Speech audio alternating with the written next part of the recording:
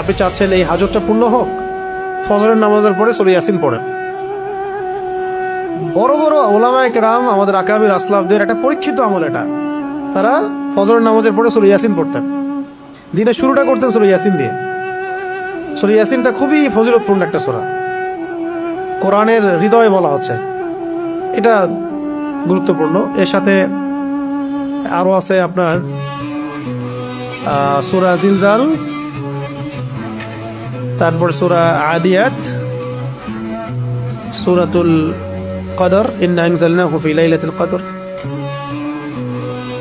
সূরাতুল কাফিরুন, ফালাক নাস ইখলাস, ফালাক নাস ইখলাস। আরো মাঝখানে আরো কিছু আয়াত আছে যেগুলো আমি আয়াত নাম্বার আমার মুখস্থ নেই, পরে দেখে বলতে পারবো। এইগুলো যদি আপনারা পড়েন, যদি কারো মনে হয় যে আমার সমস্যা হচ্ছে বা আমার পরিবারে কারো সমস্যা হচ্ছে, হ্যাঁ, বা এরকম সন্দেহ হচ্ছে, ওয়াসওয়াসা রোগ আসতেছে, অথবা মনে হচ্ছে আপনি সেহরে আক্রান্ত হচ্ছেন কিনা, কোনো রকম অস্বাভাবিকতা ফিল করলে আপনি এগুলোর উপর আমল করতে পারেন। এগুলো পড়ে নিজের গায়ে দম পড়তে পারেন, পানিতে পড়ে পানিতে ফু দিয়ে সে পানি পানও করতে পারেন, এই পানি আপনার ঘরে ছিটাতেও পারেন এবং এই পানি দিয়ে আপনি গোসল করতে পারেন।